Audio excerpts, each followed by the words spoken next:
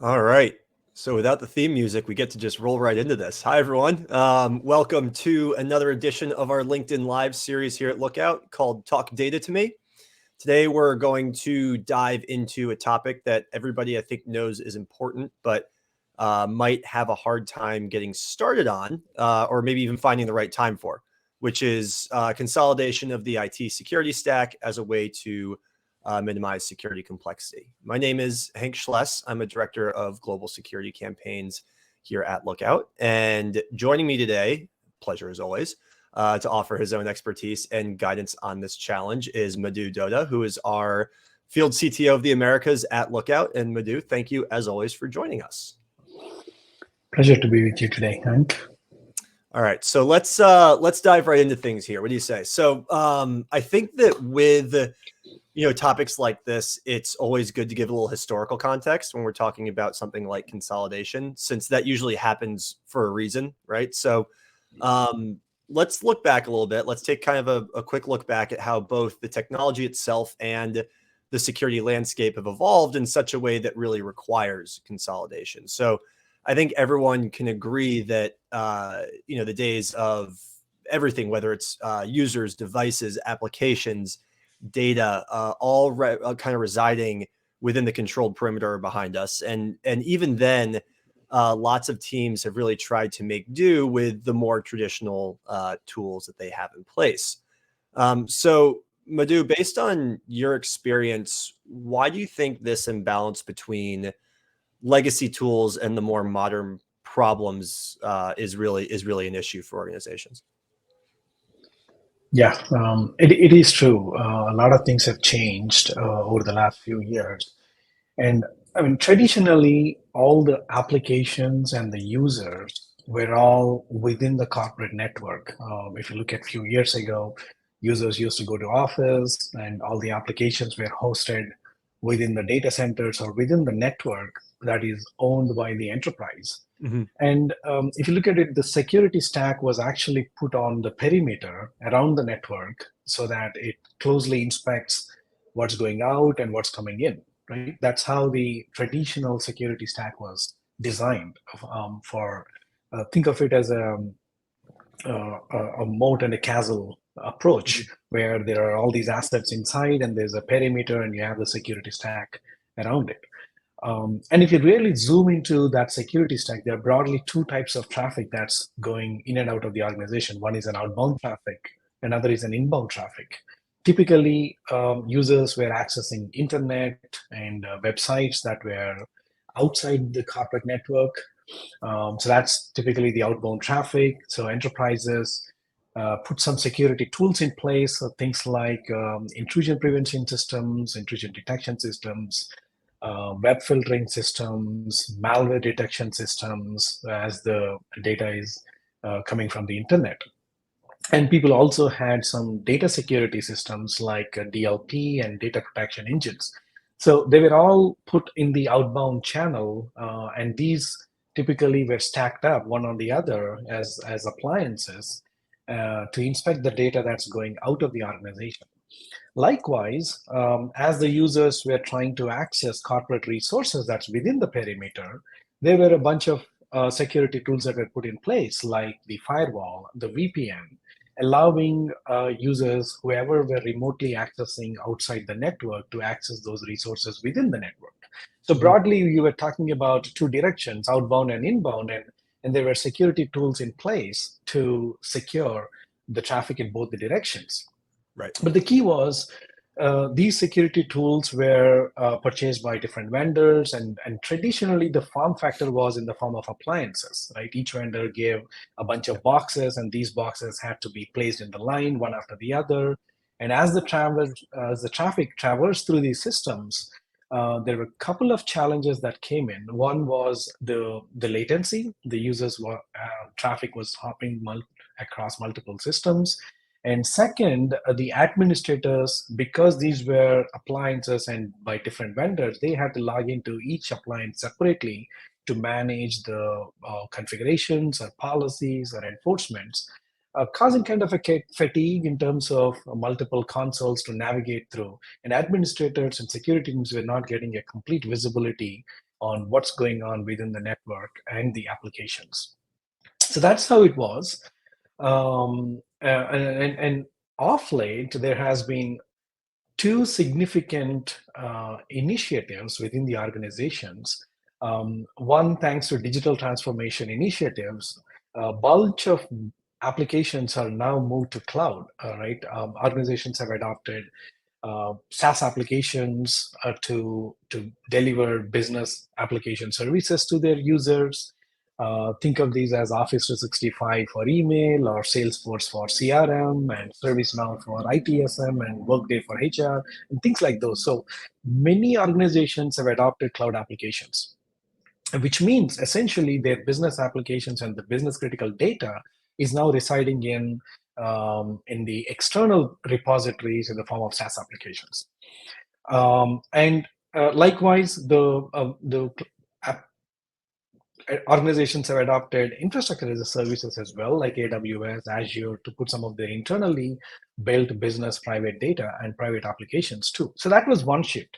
The second shift we have seen is, especially in the last couple of years during pandemic, users are no more accessing these applications and assets from within the corporate network, right? Users are accessing from their home offices, coffee shops, and many a times not just from their corporate issued devices, but from their mobile devices. Bring your own devices. So there's a proliferation of devices from which the users are accessing. So these are two big shifts we are seeing. And as we see today, neither the applications nor the users, which were historically within that corporate network, are now within the corporate network. We are now dealing with a perimeter-less organization where applications are outside the network and users are outside the network. So that naturally brings a question to the security teams. Hey, if my applications are outside the network and my users are outside the network, however, I'm dealing with this security stack that is on my network, how do I tackle this situation? Right, and many a times what organizations are doing is basically they're hairpinning the traffic where users are coming to the corporate network and then accessing the applications, which that hairpinning is causing a lot of issues in terms of latency, because as such these appliance driven technology was causing latency. Now you're adding on top of that where you're bringing all the users into the network before allowing them to access the applications. So clearly the traditional way of approaching security has changed because of the fact that the applications and users themselves are no more within the network. And that's something that we are clearly seeing. Yeah, I agree. It's almost like every problem is sort of a force multiplier on the other.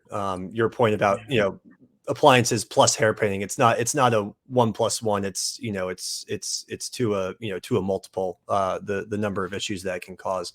And, so basically between the fact that we had this major technology shift that was sort of happening anyways, and then you stack on top of that, to the point about kind of force multiplication, the way that we work fundamentally changing, we were really left with these overly complex and siloed out environments. And the difficult thing is that this siloed approach, to your point, creates a ton of efficiencies, a ton of overlap between teams, tools, functions, what have you.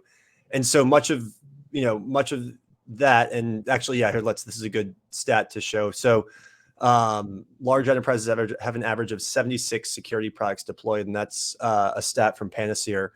And I think the issue here is that so much of this is likely to create so much noise in the environment that teams are inevitably going to miss critical warning signs of malicious activity. It's not like it's anyone's fault. It's just the fact that there's so much going on that's hard to kind of get that centralized view into things and really be able to focus in on, the real problems at hand, and be able to spot out, warnings of something that could really be detrimental to the business. And, in my opinion, that's why it's so important to figure out how to approach these more modern challenges, without sort of stacking more complexity on top of how complex things already are, just in the way that you just described. So to kind of think about it even further, what's your take? I know one way we like to look at things is sort of in the day of the life, right? So what's sort of your thought on that? Where do you see all of this in sort of the daily life of the user, maybe even the admin? Yeah, actually, that stat is very true.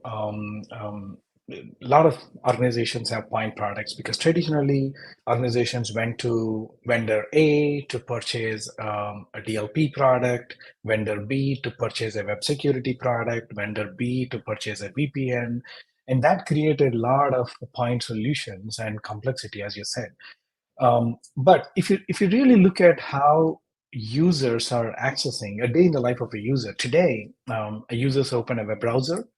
The user accesses Office 365 to check his emails or her emails, accesses maybe Workday or a HR application to check the HR related activities just by opening another new tab, right, within the same window. And then I open another tab to check some news, going to an internet website. So it's all really, the user really doesn't know where these applications are hosted. It's all based on web browser.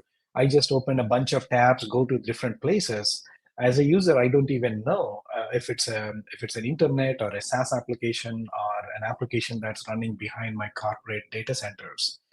And on top of it, if you're talking about the developer community, the developers do access databases, FTP servers, and things like those. So from a user perspective, they really don't know where these applications are hosted. And that's how many of us are today accessing business applications from our corporate issued devices as part of our day-to-day work. But that each destination, I mean, broadly, I want to categorize this into three different destinations. Users are either going to internet, checking news and other websites.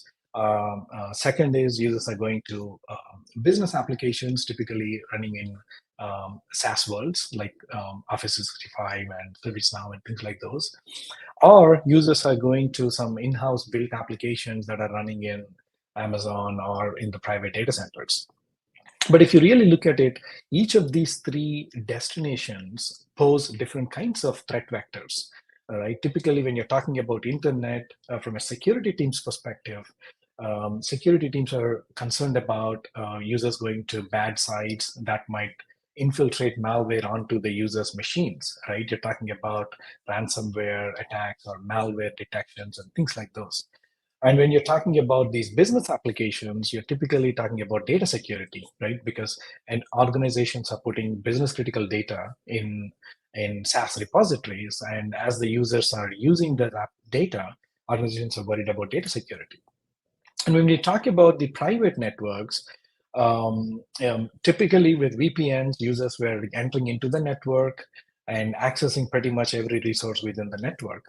That opened up some weaknesses within the network as users can do lateral movement and scan for unwanted resources, gain access to unwanted resources, potentially causing a breach within the network, right?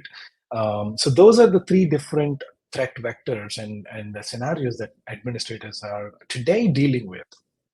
And the question to ask is, with such kind of disparate applications spread across these three different destinations and bringing that second angle where users are accessing these resources from different devices and from different locations, what kind of security tool do I need, right? And on top of it, these applications that are cloud-based applications are designed for users to be accessing those applications from any device, any location, and from any network. That's how they are designed. And hence, as an administrators or security teams, how do I provide consistent, enforce consistent security by connecting the users to the applications in a fast, secure, and reliable fashion?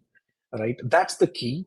And I guess that's the problem most security teams are looking at solving while they're dealing with these on-premises security stack built on appliances.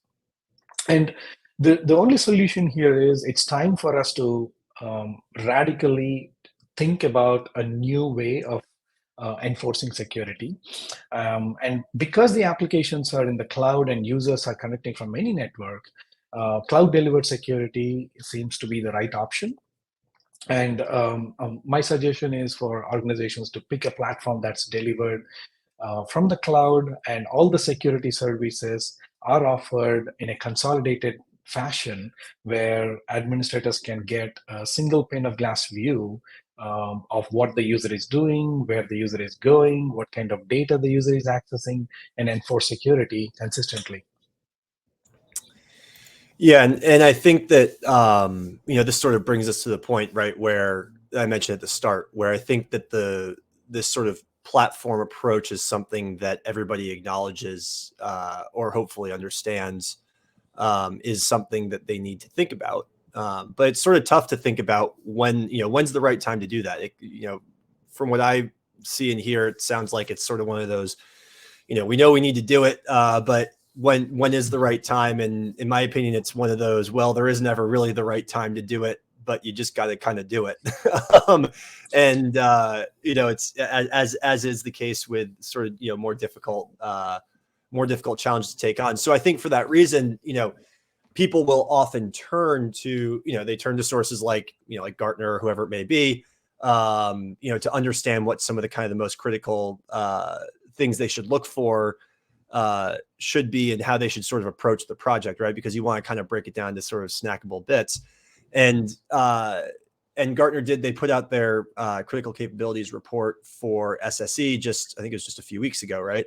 And so they split that up into four key critical capabilities. I think we're maybe going to toss this stat up on the screen, but so within the next 3 years, Gartner's saying that 85% of organizations are going to seek to procure a cloud access security broker, secure web gateway, or zero trust network access offering, and having one of those from a converged solution, right? So exactly what you're talking about, Madhu, with the Yes, actually. Yeah, go ahead. Yeah.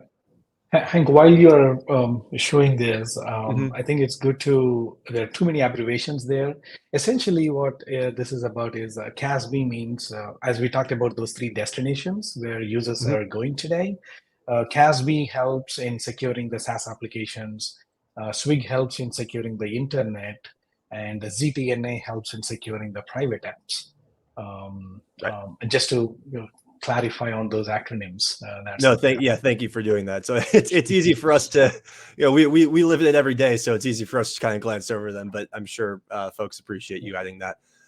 So I mentioned those four critical capabilities that Gartner looks at, maybe for the sake of our our breadths, maybe we split this up into we each go over two of them, and just give a quick overview of what they all are. Does that sound good to you? Yes, definitely, Hank. And just before we go over those four critical capabilities, Mm-hmm. to your question of when to do, what is the right timing, right? And actually, the good news is this is the right time. Over the last few years, multiple SASE vendors have really come to put together all these different categories into one platform.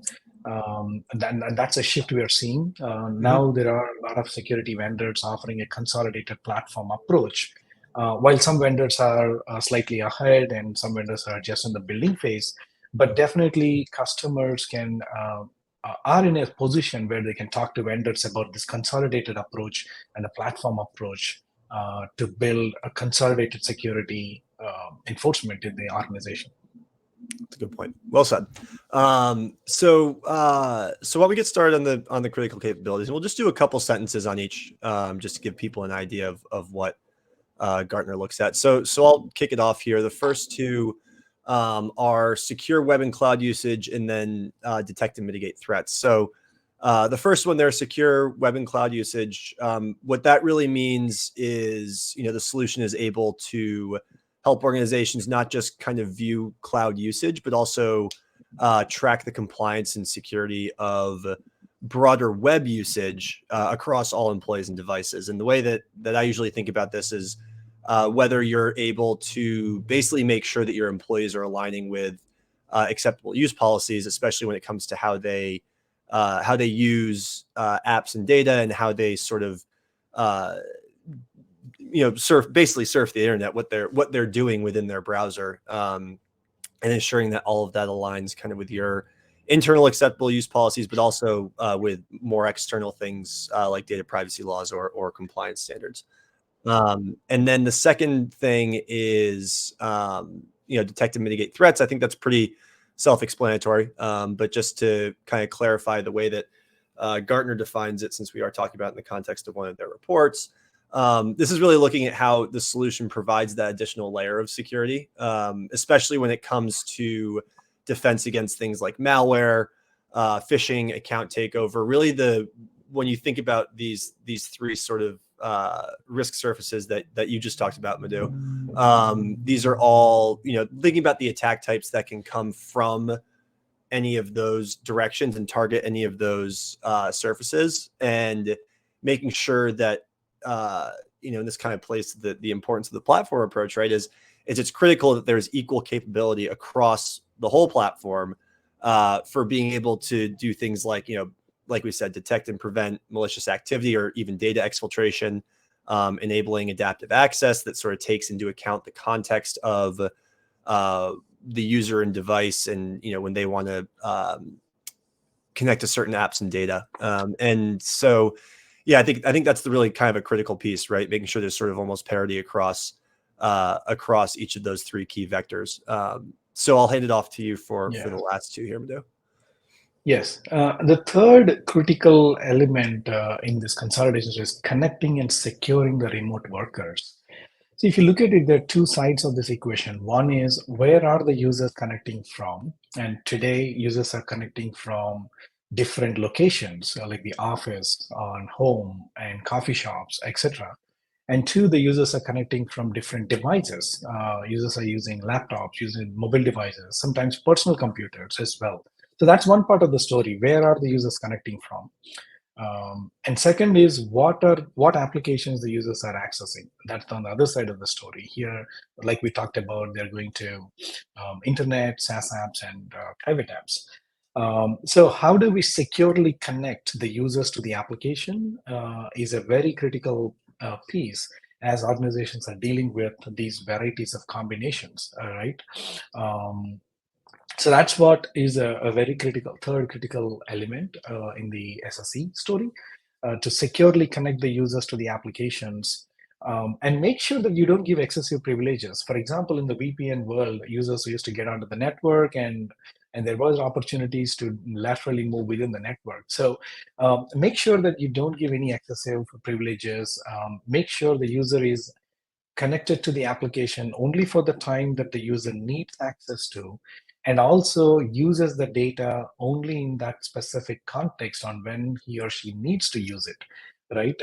Again, this all falls into the broader zero trust principles, but the idea here is securely connect your users to the applications, and make sure the security controls are adaptive in nature as the context changes. For example, if a user is accessing a specific application and downloading the data from a corporate issued laptop, that's fine, let it go, because it's a managed laptop, it's a trusted laptop. But if the same user is accessing the same application and downloading the same data from a personal laptop, make sure there are some security controls in place. So ensuring that the user is safely connected to the application is a very third important critical feature. And the fourth one is all about data protection. So actually, Hank, if you look at a few years ago, many organizations had some hesitation in adopting the cloud applications, and putting their business critical data into the cloud applications. But thanks to the major cloud service providers, and the security controls they have put in place, organizations have got significant confidence now to adopt SaaS applications and cloud applications. Now, as we see, majority of the organizations have more than 5 applications running in the cloud, which is a good sign. However, cloud service providers are very careful, and they do explain the concept of segregation of duties. Cloud service providers own the data that's residing in their data stores. However, it is the customer's responsibility on how to use that data, especially around users misconfiguring the SaaS application to and opening up doors for attackers, or unknowingly insiders trying to download a bunch of corporate assets. And we hear this very commonly, like employees leaving the organization and trying to take some data along with them, and purely for reference purposes. It's really amazing. So those kind of things lead to data leakages, right?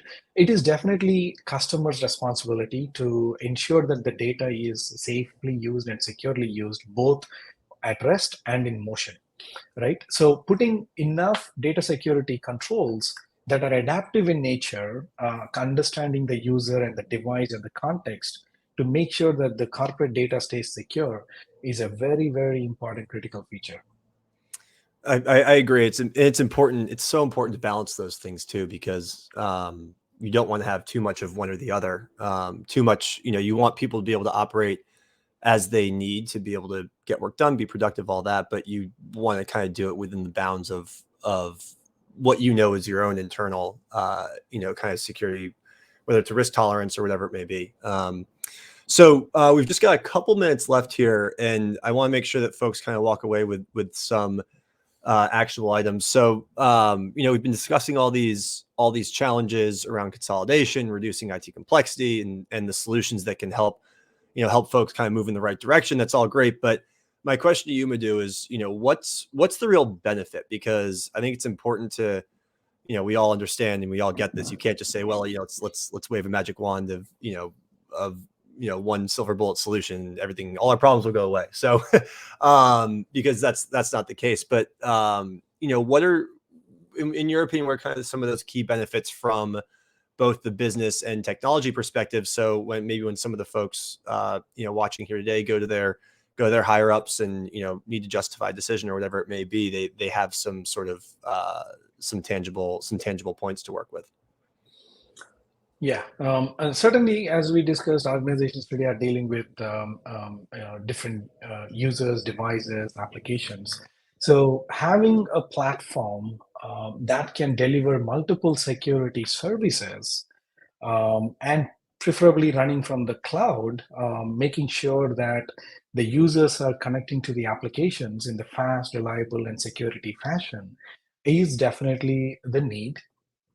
And make sure that that consolidated platform is a single platform that can give you a complete visibility into the user's activities, and also help you enforcing security controls consistently, no matter where the users are traversing to, either it's a web application or a SaaS application or a private application. My recommendation is not to go for point products anymore, because the security vendors and technology have matured enough to a level where a single platform and a consolidated user interfaces can solve today's business needs. Awesome. Great. All right. Well, that's our session for today. Madhu, thank you as always for joining us. And thank you to the audience for stopping by.